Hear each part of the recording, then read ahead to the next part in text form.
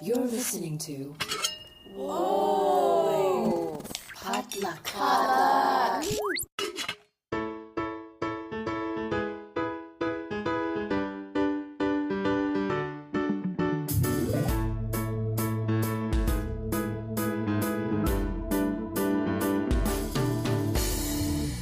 Hey, welcome to Books and Boba, a book club and podcast featuring books by Asian and Asian American authors. My name is Marvin Yue.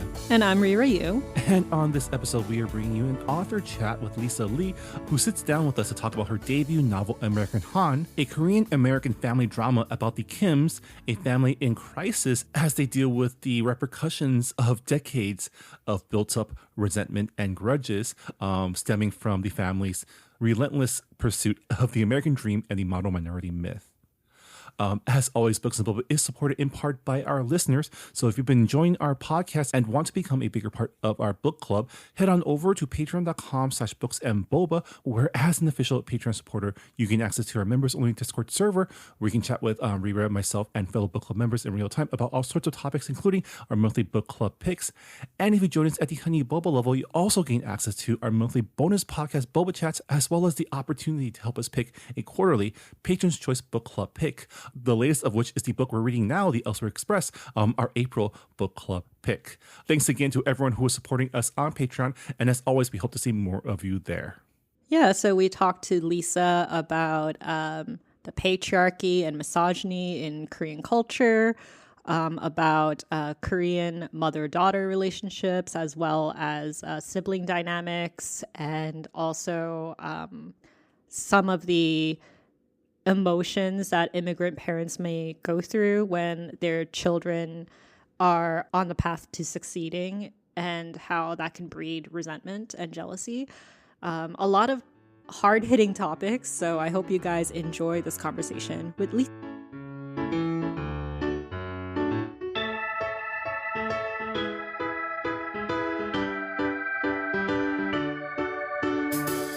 And we are here with Lisa Lee, author of American Han. She is the recipient of a Pushcart Prize and the Marianne Russo Emerging Writer Award from the Key West Literary Seminar.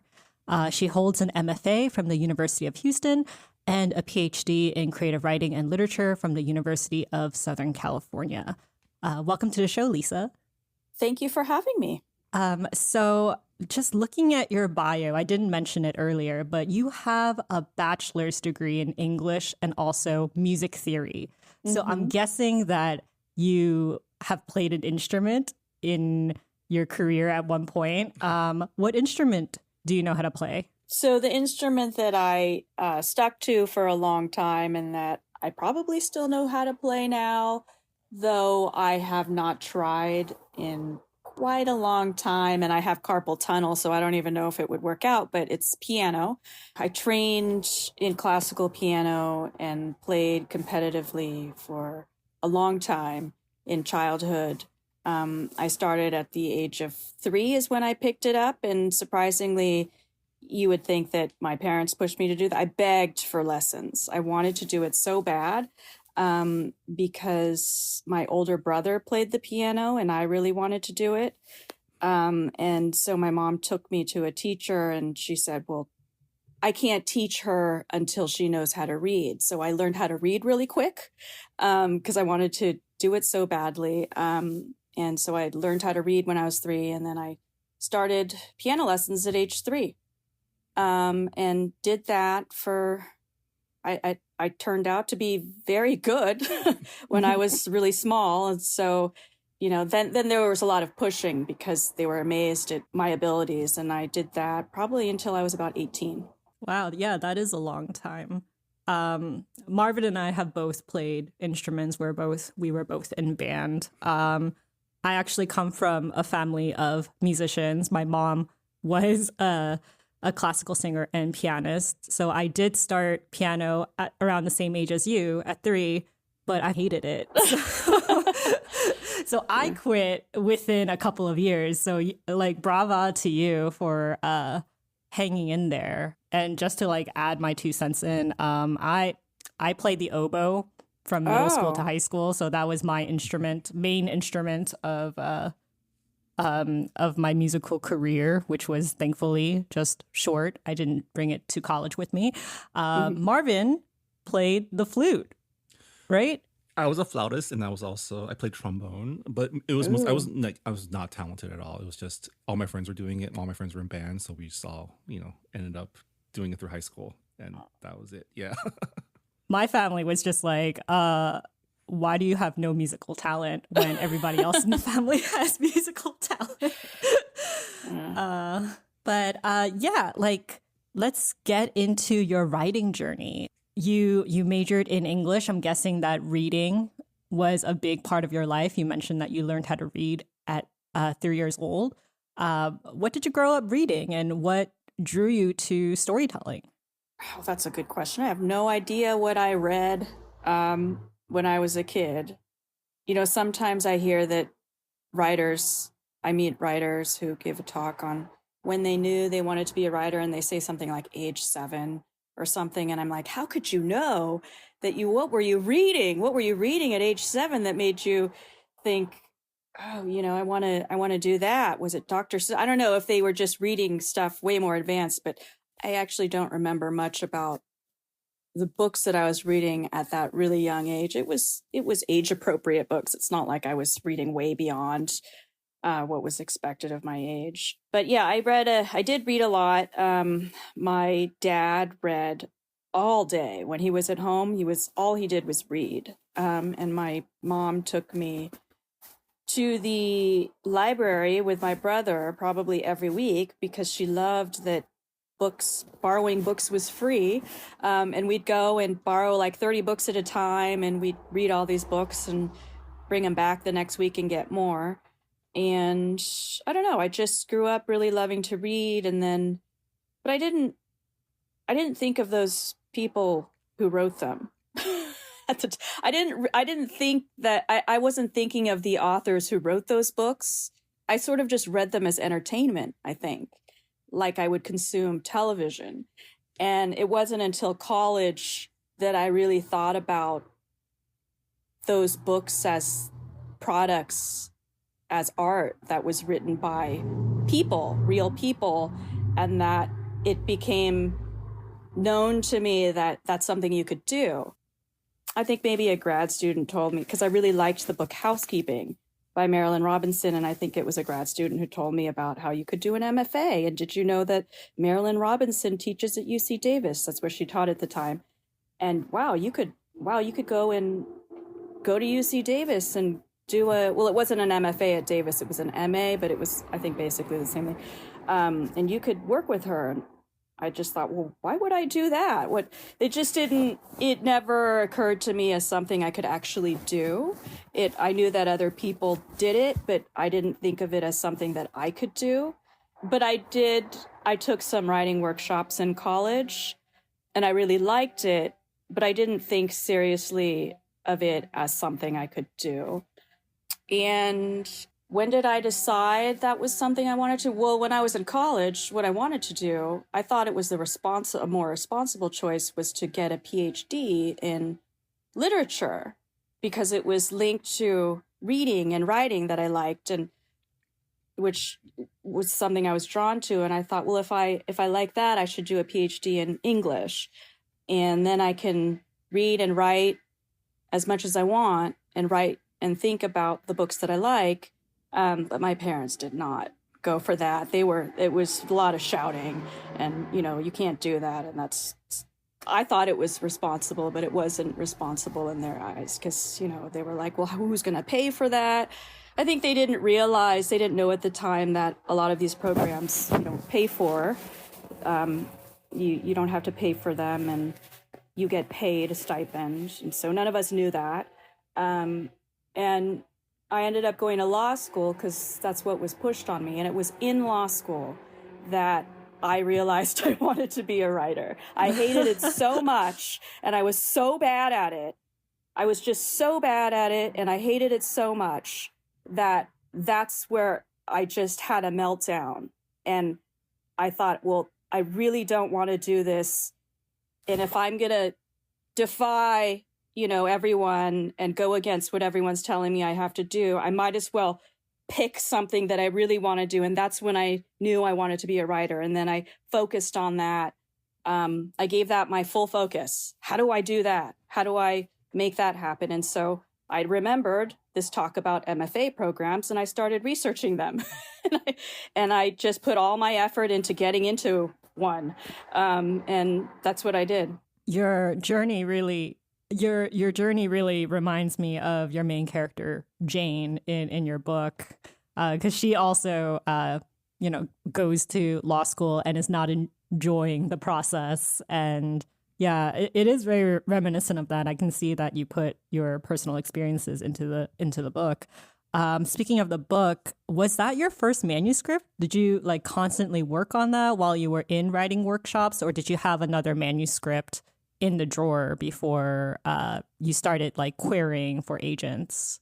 I was working on some version of that book since my MFA program, I think, but I wrote different stories with the same characters. I kept trying to write different books, and then I'd throw it out and start over and over. Like I did that a few times. And I mean, some of them are bizarre. I wrote a whole draft that was a Harold and Kumar picaresque, but instead of Harold and Kumar, it was Jane Kim and Margaret Cho's mother, and they're on a road trip, go on a wild road trip driving to LA. And that just, I thought it would be so hilarious, and it wasn't funny at all. And yeah, I wrote a few things where I was trying to write things that could never be associated with my life, that couldn't be seen as autobiographical, that nobody could imagine it really happened, because there's this curse that comes with being a female writer, and especially for writers of color, not just women writers of color, but all writers of color, that you're writing autobiography, and that's all you can write. And so, I let that affect what I was writing. But I finally, because nothing was working, I finally realized that I needed to just give myself permission to write about what I knew. And if people are going to think what they think, there's nothing I can do about it. So, I'm creating a fictional world. If people want to believe that's my life, that's fine. It already says that it's a novel and it's fiction. I guess let's just get into your novel, American Han. For our listeners who aren't familiar with it yet, can you give us a brief description of what your book is all about? It's about a Korean American family living in the Bay Area of Northern California, taking place around the 1980s through the early 2000s. Growing up, the siblings, Jane, Kim, and her brother, Kevin, they're really good at school, at tennis, at piano. Later, Jane goes to law school, and Kevin tries to make it as a professional tennis player, but that doesn't work out, and he becomes a police officer. Jane becomes disillusioned and stops going to class and considers dropping out. Meanwhile, their parents, who had spent decades running a string of small businesses, are having their own crises. And they separate, and the mom is trying to move to San Francisco, where Jane lives, to try to make it as a businesswoman. And she starts living in this basement office / storage space. And the dad decides to pursue his dream of becoming a long haul truck driver. And everybody's just so busy with their own problems and their own life changes that nobody notices that they haven't talked to Kevin in nobody knows how long. And then Kevin commits a crime, and it's a very public crime. And then they're all forced to reckon with his actions and to understand why it happened and what it means about them and about America. Yeah, a lot of things happen, but I will say, even though a lot of things happen, it is quite a slow burn. It is more of a portrait than a go type of linear plot. Yeah, it's interesting because we just had Lillian Lee on the podcast talk about her latest novel, Bad Asians, and that was a book all about specifically the way Chinese American parents can mess up their kids. And it was while reading this book, I was thinking, man, this is very like sometimes when we read books, like Rira and I will think about how the other person will feel. And as I was reading this book, like, man, I bet Rira's going through it right now. And then she actually posted on her Instagram that like she was definitely going through it while reading your book. Yeah, because I am Korean, and I feel like Korean mother-daughter relationships, they're very intense. And Yes. I do want to like get into that a little bit later, because I do want to kind of go over the definition of Han, because that is a part of your book title. So I guess like for our listeners who are unfamiliar with the concept of Han, I guess like the easiest way to describe it is this Korean concept of trauma and sorrow and rage that has just been passed on through the generations, because Korea as a motherland had been oppressed by outside forces for so long. And a lot of it does come from like classism and also like colonial influences. So I'm curious as to like, do you think there is a difference in Han compared to like Korean motherland Han and Korean American Han? Yes. And I'm hoping that I mean, there's no explanation of Han in my book. But what I did a PhD in creative writing, which included a critical dissertation, and on top of the creative dissertation, which was my novel, and my critical dissertation was on Han, but American Han. It was called Korean American Han. This was before I titled my novel American Han. But I went to Korea for a conference like 10 years ago, and that's how I learned that they don't believe in Han over there anymore. And they like it since around the late 1990s. It's a thing that it sort of disappeared from the culture and from the Korean psyche. So I'm told that they're not concerned with Han anymore. They think that's a thing in the past, that it's irrelevant. And I read an article that a Korean scholar who's a professor in America, but of like European history, he wrote something about how Korean American writers are kind of obsessed with Han, and they try to use it to explain Korean culture to America. And he doesn't like that, because he also says like they see Han as something old that's in the past. And I don't know. I don't claim to know what modern Koreans think about Han. I don't know what the modern Korean psyche is on that subject. But I do believe that there's such a thing as American Han, and I do believe that it's different from Korean Han. And what I think is that immigrants who immigrated after 1965, mostly in the late 60s and in the 70s and maybe even in the 80s, brought Han with them. They brought it with them. And they passed it down to their children. And it changed. It got blended in with American stuff, with American racism, with the pressure to assimilate, which includes the pressure to forget about the past. And it became this new form that's a new Han, and it's an American Han. And that's what I mean by that title. And yes, I do believe that American Han is different from Korean Han. And maybe it's true that it's not a thing in Korea anymore. I don't know. I'm not the one to say. Yeah, I mean, it definitely feels like sometimes that Han is kind of like a load-bearing theme in a lot of like Korean American literature, right? And I remember the first time I came into contact with that, where because I'm Chinese American, so I didn't grow up with Korean Americans until I went to college, and it came up. I think it was after a night of drinking. It always comes up after a night of drinking, where someone was trying to explain why Koreans are so angry. And that's how I got like this big lecture on what Han is. Yeah. And I think there's definitely like something to be said about like living with a chip on your shoulder, right? Mm-hmm. And that's just existing as a minority in America, right? Yeah. We all have like this chip on our shoulder.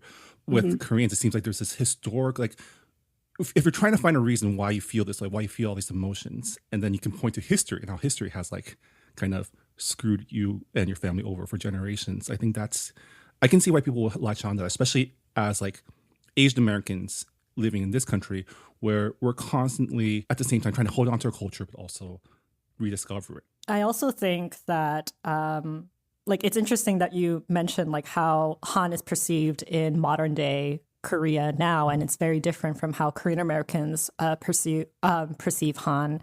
And I think that's largely due to the fact that we're kind of in a time capsule here in America. Like the Korea that our grandparents and our parents brought with them, it is like it is a time capsule of their time, and a lot of the patriarchy and misogyny also comes from that era, and they brought it with them to America, and it is a trauma that gets passed down. Whereas I feel like in modern day Korea, while you're living with people who look like you for the most part, and you've kind of been living in a time where everything is being modernized, everything is about like racing towards the future.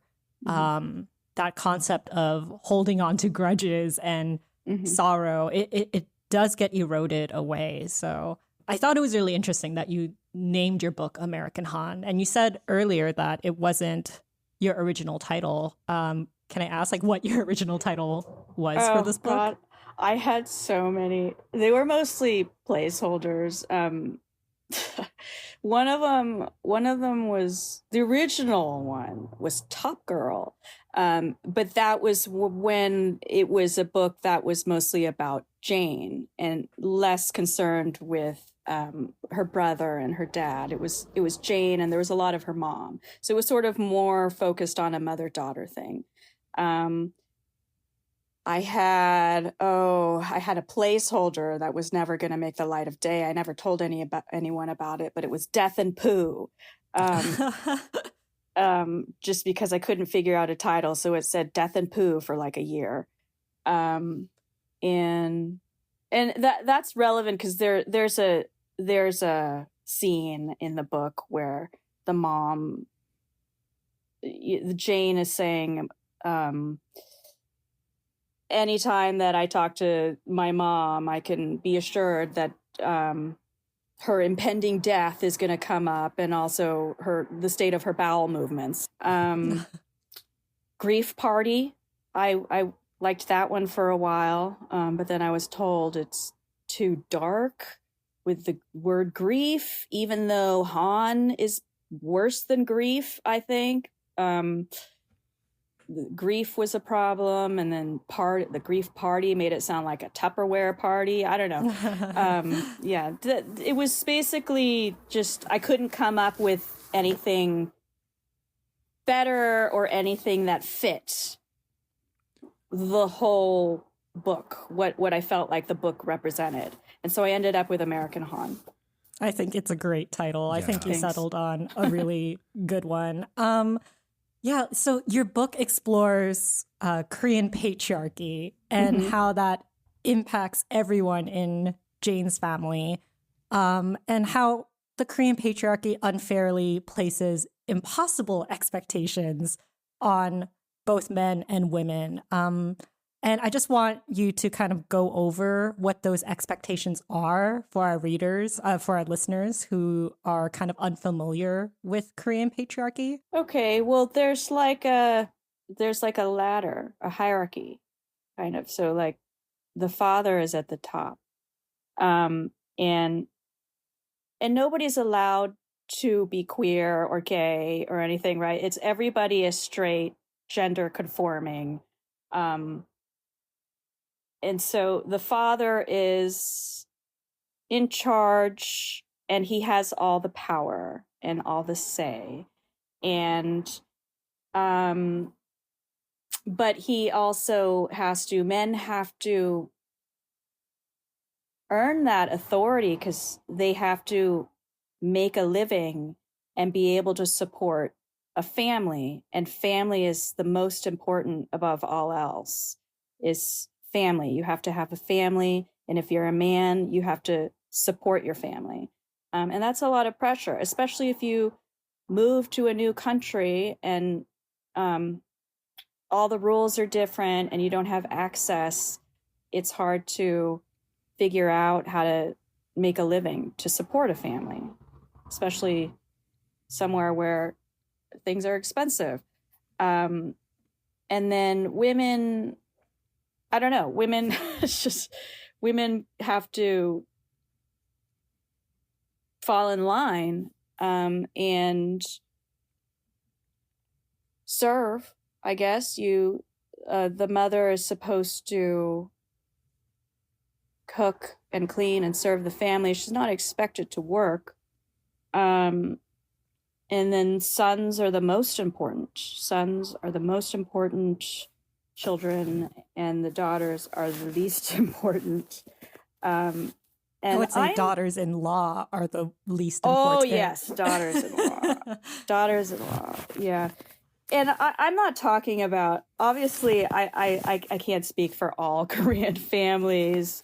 I'm just talking about what I know in my own experience. I know that there are going to be a lot of Korean families who don't go by what I just described, and who are maybe more modern. And I'm talking about a version that they see as something in the past. I don't know, but it's something that I remember from my experience. But maybe not so true today. I don't know.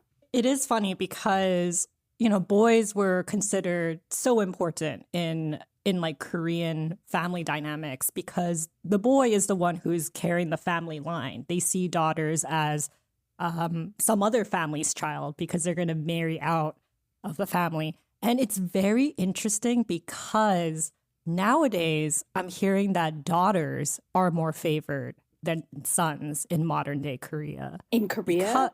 Yeah, in Korea. They say like daughters, they are emotionally intelligent. They're the ones who are taking care of their parents and also their in-laws. Like they are the ones who, like women are so educated now in Korea. So they're like, yeah, they go to like top universities and they're going to probably make money. But at the same time, this is oppressive because you are asking women to do all these things, to do all these tasks, to be a breadwinner, to be a caretaker, to be a mother.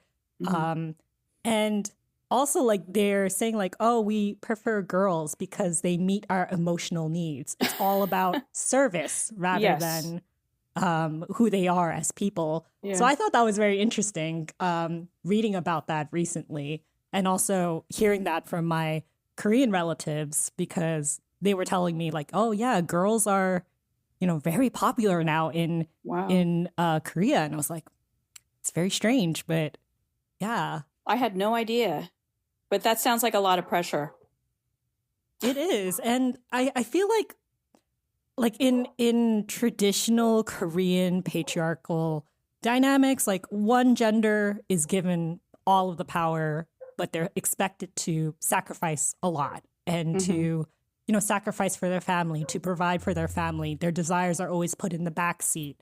Right. Whereas like with a lot of daughters, with a lot of women in the family, they are expected to inherit nothing. Like don't expect anything from your family once they pass away. The inheritance is going to go to the sons. But they get some gifts in the meanwhile. Right.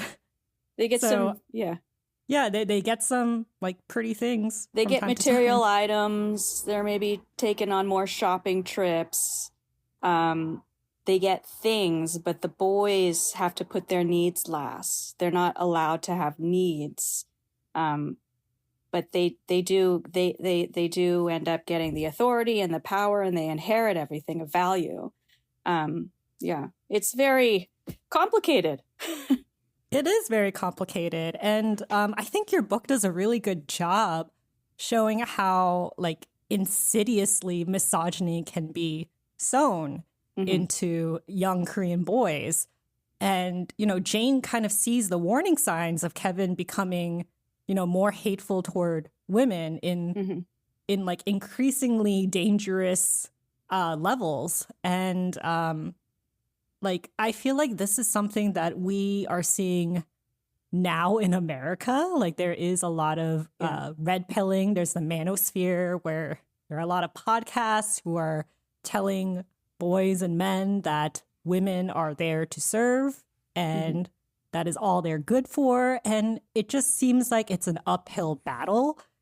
And, Jane in the book, like, she can recognize how harmful this behavior is and how Kevin has really leaned into it, but can't really find a way to deter that path from him. Yeah. So in your opinion, like, do you think there were steps Jane and her family could have taken to prevent Kevin's misogyny, or do you think it was inevitable? I think that the way it seems like it's not inevitable after the fact when you look back at things that could have been done different, when you realize things now that you didn't realize back then. You wish you could go back and change something because you see the errors of the past, you see the mistakes, you see the missed opportunities. But I think that they were doing the best that they could do at the time and trying to survive. I think for them, what happened was maybe inevitable, but then as Jane looks back on it, she thinks of things that could have been done differently. Like, she could have connected with him more. She could have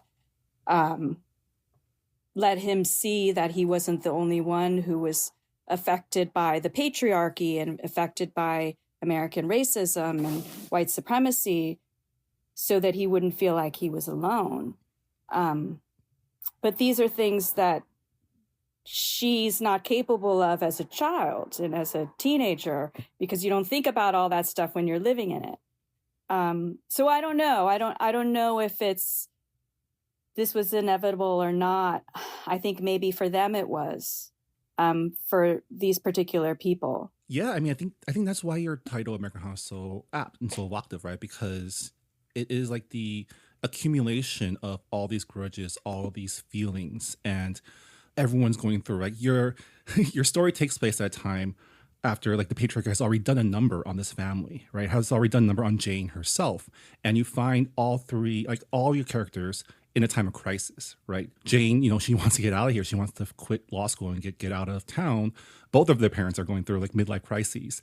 And so I guess, can you talk to us about what your inspirations were of capturing, like, a family at this moment of time? I think that, well, what inspired me to write the book, I think, was that, and to write this particular book, after I'd written a few others that weren't working, with lots of similar characters, was I started thinking about that feeling of Han. I was thinking about Han. I wanted to understand that feeling, and I wanted to capture that feeling in the book. And I wanted to understand the anger in my own family. Like, we had a very angry household. I was very angry. I didn't even realize how angry I was. I was really angry. My family was very angry. And I wanted to understand why. Once I realized that it wasn't all that normal to be that angry, because you can't just go around. Society will shame you for expressing anger, especially me. Like, I wasn't allowed to express anger. I mean, certain people can express anger and it's seen as strong and masculine, but not for me. So once I'm shamed, then I realized that this isn't accepted. And so I wanted to understand it. Like, I had this need to understand the anger, and I wanted to understand the sources of my anger and the sources of their anger. And so that's really what I was trying to do when I wrote it. And I wanted to capture that feeling in the book. Yeah, I mean, your book opens with essentially Jane's mom arriving unannounced and immediately, even I felt like oh man, this is like a very, like the pressure is rising here. Yeah, as a Korean daughter, I was very triggered by some of the things that Jane's mother said. And I guess this is a great time to talk about this. I feel like Jane's relationship with her mom is so reflective of so many Korean mother-daughter relationships out there, because my theory is that Korean mothers see their daughters as extensions of themselves. And the patriarchy has conditioned them to be hard on themselves. And no one is harder on yourself than your own voice. So because they see their daughters as kind of this mirror to like their own flaws, that's why they're like so mean, harsh on their daughters, and Yeah. they're so mean. And it is very complicated because, you know, it's coming from a good place, like a place of good intentions, because they want their daughters to survive in this patriarchal world where a woman's value is not that high in this hierarchy. So they're like conditioning their daughters by being mean, by telling them you need to lose weight, you need to be beautiful, like you need to go to a good school in order to get a good husband, to, you know, be a good daughter-in-law. Like you have to do these things, and they see it as like good parenting. Right. Like it's it's correcting bad behavior before it forms. Right. And yeah, I just want to hear your thoughts on like what are your thoughts on like Korean mother-daughter relationships, and how it's especially written in literature. What I tried to do was try to look at that relationship with my best self. So look at her, that character, the mother, with as much understanding and empathy that I could. So it wouldn't be, I didn't want her to be depicted as a tiger mom or somebody with no feelings or no background or history that made her that way. I wanted to show why she might be harsh and be super mean and critical. And I wanted people to connect with her plight. So yeah, I thought it was important to make her a real person who has her own background, and I wanted readers to have empathy for her too, and not just feel sorry for Jane. You know, oh, it must be terrible to have such a mean, bad mother. I wanted there to be understanding for the mother. Yeah, I definitely got that feeling as well, because it's like the mom's first life as well as a mom. And you know, so often like they like mothers of that generation, they have to, you know, give up their ambitions, their dreams for the sake of supporting the family. And you know, once that identity is kind of stripped away, like when your children don't really need you anymore, it's like you can't just pick up where you left off.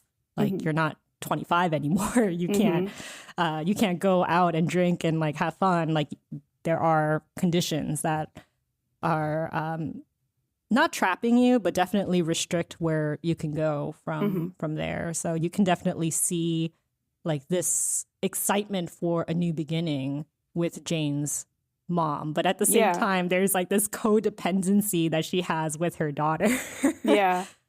Yeah, I mean, you know, I just became a dad for the first time at 40, and I still don't know what I'm doing, and I can't imagine being like in my early 20s and going through this, like, and you know, looking at like, you know, all the friends, all the people around me with kids and things like that. I feel like sometimes people just aren't ready sometimes for kids, like because your life does change and everything, like we said, everything gets put on hold, and sometimes that resentment affects the way you treat your kids, right? And I think something that your book does, and a lot of like really great Asian American literature does, is allows us to like sympathize with the parents and what they must have to go through as new immigrants, as people also trying to figure out their lives, but also at the same time not forgive them for the actual harm they did to their kids, right? Yeah.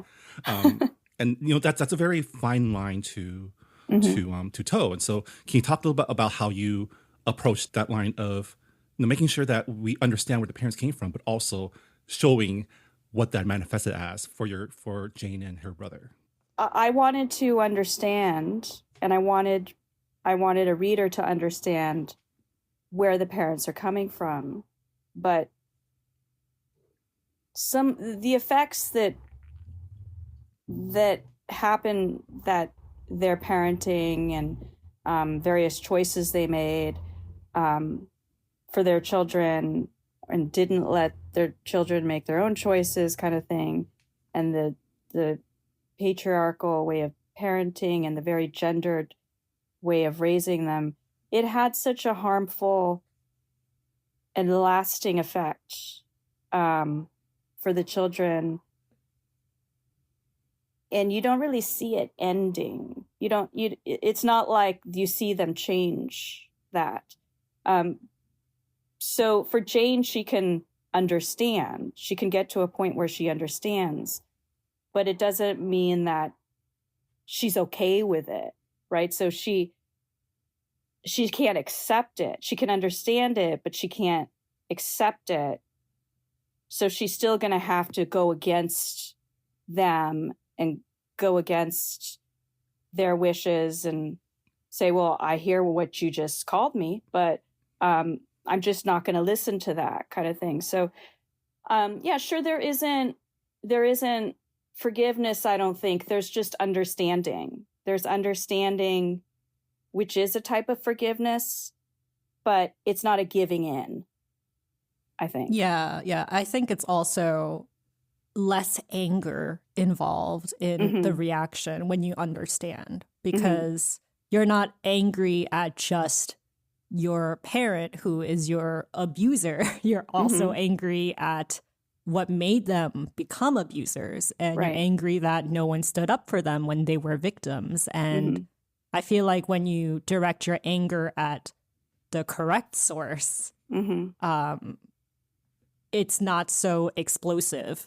And I think you did a really good job of just that balance of like, how do you feel empathetic towards people who are physically abusive and emotionally manipulative to their children, but at the same time love their children and want them to enter this world that they can't walk through, because immigrant parents, they want their children to assimilate. They want them to succeed, become doctors and lawyers, because those are positions of respect, and they'll be able to align themselves with power.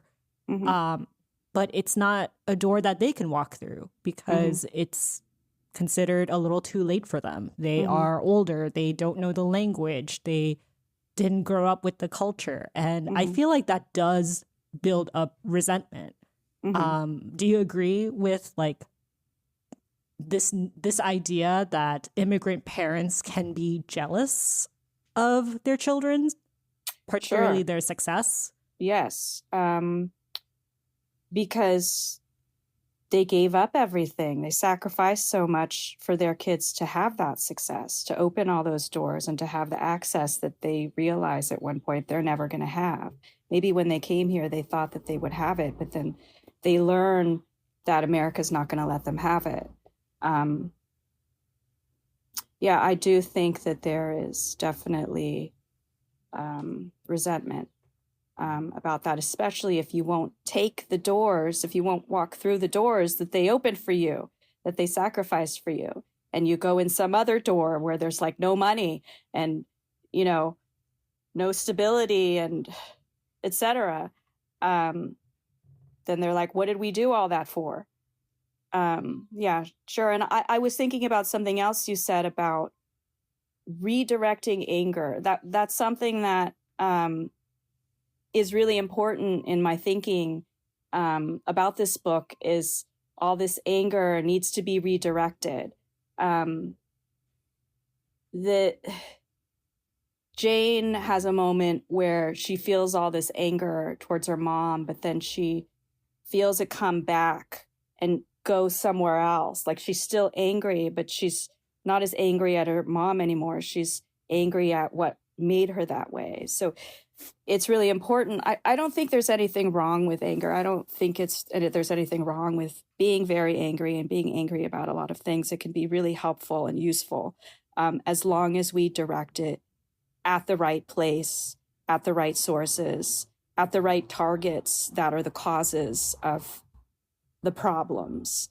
And it's just, we all need to learn to direct our anger not at each other and at our people that we care about, but at the sources that are causing us to be hurt and disenfranchised and powerless.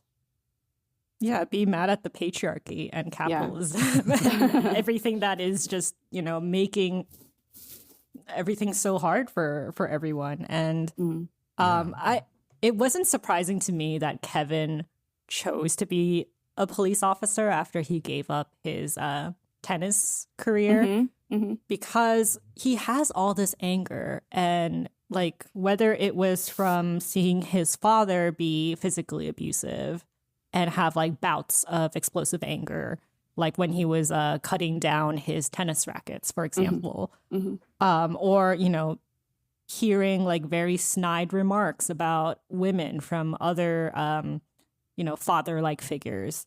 Like, he had all this anger and it wasn't being directed at the right source. And when you keep it kind of bottled up, going into a profession where it allows you to have this legal protection of being violent is very appealing. So, did you know from the beginning that you were going to make Kevin a police officer? Yeah. He was always a police officer, even before he became very central to the book. So, I mean, it was really important for him to transition from maybe becoming a professional tennis player and going into policing, because that career was going to offer him everything that he felt he'd been denied. He wanted authority. He wanted masculinity. He'd been denied by America.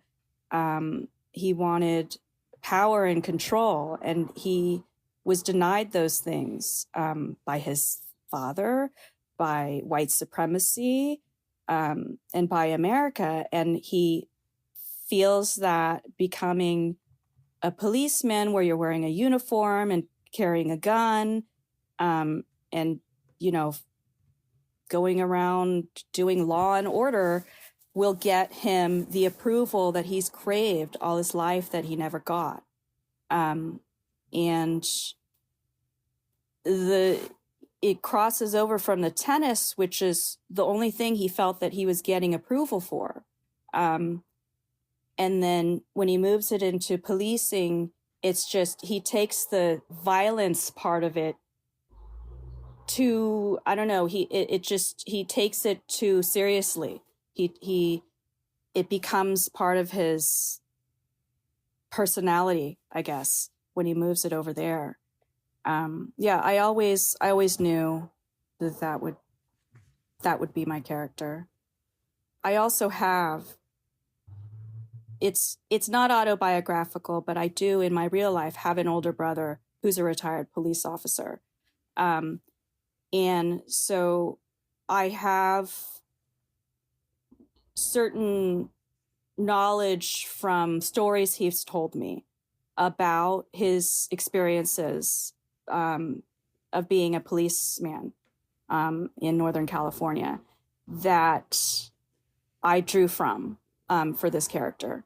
Yeah, I mean, in addition to being a story about Jane and her mother-daughter, it's also a story about father-daughter, brother-sister. It's like there's a lot going on in your book, and I really enjoy it. And we're coming up to the end of our conversation, but I did want to ask, your book, and I can't believe I'm saying this, is also a period piece. It takes place in 2002, which at this point is like 24 years ago. Which I know. Oh my gosh. But it did remind me of it takes place in San Francisco, and at a time when I still remember back in the early 2000s, I thought San Francisco was super cool. Like I really wanted to live there Yeah. back in like the early 2000s. Like these days, it's been taken over by big tech, Yeah. lots of things going on. But I remember Yeah. in that time and place, it was like where you wanted to go after college. Like this is where Yeah. but yeah, I want to ask, like, there's a lot of reasons to set a story at a certain time period. Like was this like a practical decision, or did you want to capture like this point in time for your book? Was this like a specific time you wanted to talk about for your story? Well, I lived in San Francisco during that time period, and it was very life-changing for me, and it was a wonderful place to live. It was like the coolest place to live at the time. I had so much fun. I have so many good experiences of that time that I lived there. It's definitely not the same anymore. I recently went back, and it's like so much stuff is gone, and everything is shut down. I mean, I don't want to. People who live there are probably going to say, no, it's not as.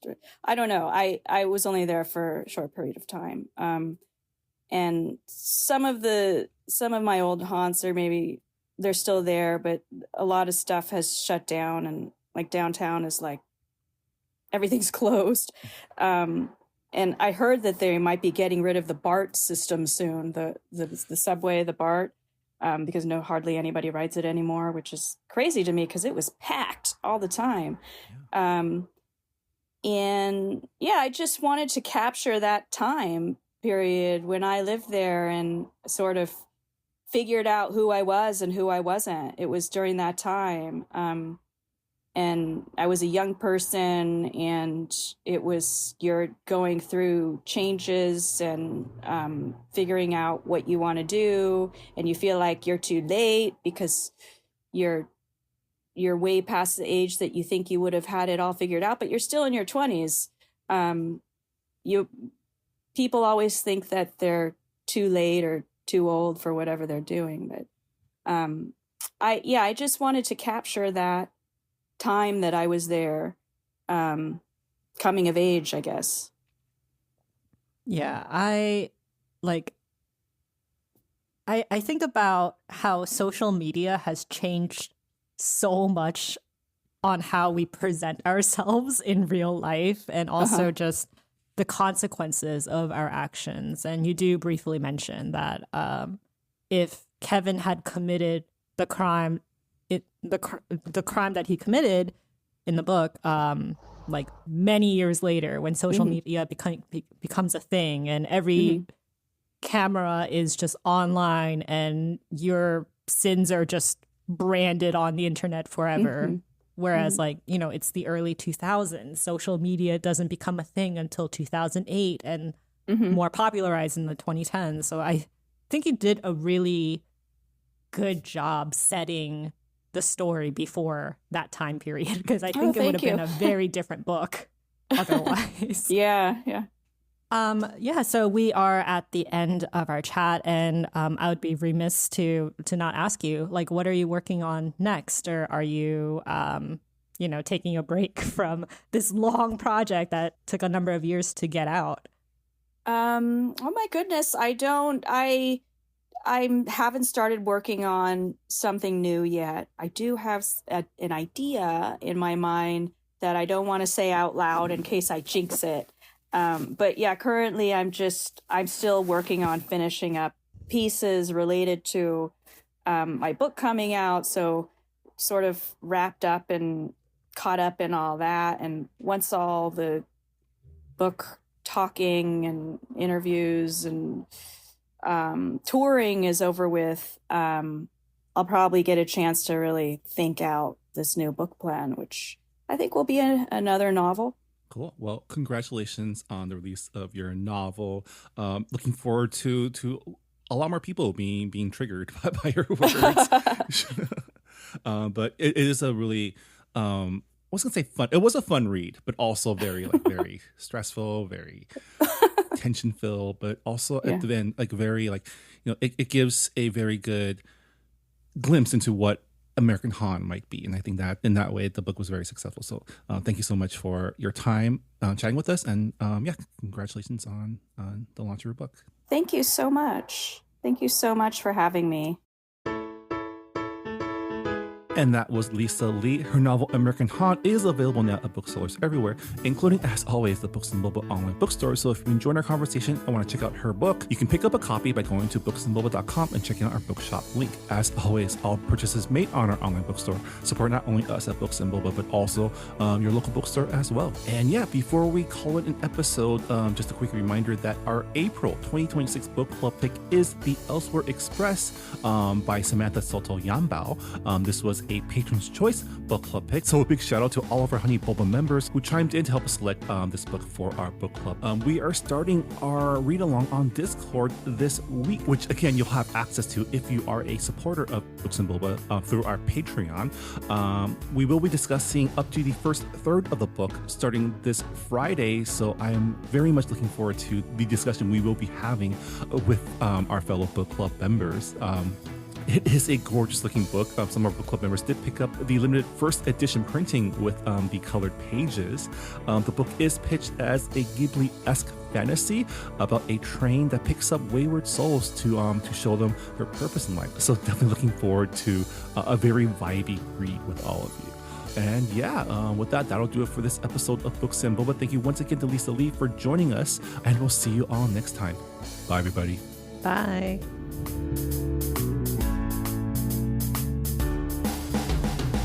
Thanks for listening to Books and Boba. This podcast was hosted by Marvin Yue and Ri Ryu and edited and produced by Marvin Yue. Follow the book club on Twitter and Instagram by going to @BooksandBoba and engage with us on Goodreads on our Goodreads group.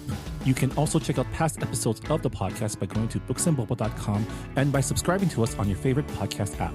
Don't forget you can support Books and Boba and Asian American authors by purchasing books at our bookshop.org account. Check out the link in our show notes and also at booksandboba.com. Books and Boba is a proud member of the Potluck Podcast Collective, a collective of Asian American hosted podcasts featuring unique voices and stories from the Asian diaspora. Learn more about the collective and check out our fellow Potluck shows by visiting the website podcastpotluck.com. Thanks for listening.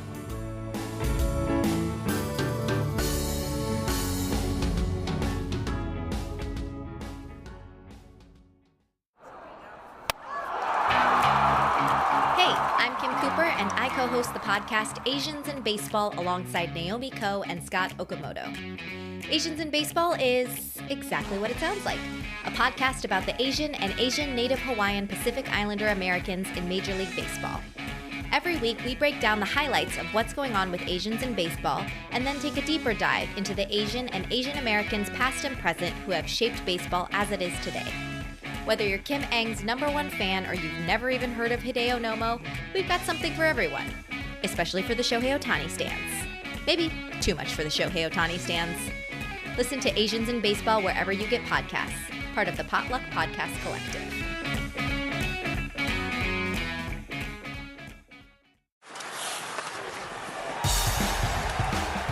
Hey sports fans, welcome to Asians in Hockey. You may not realize it, but there's a rich history of Asians and AAPI folks who have contributed to the legacy of the greatest game on ice.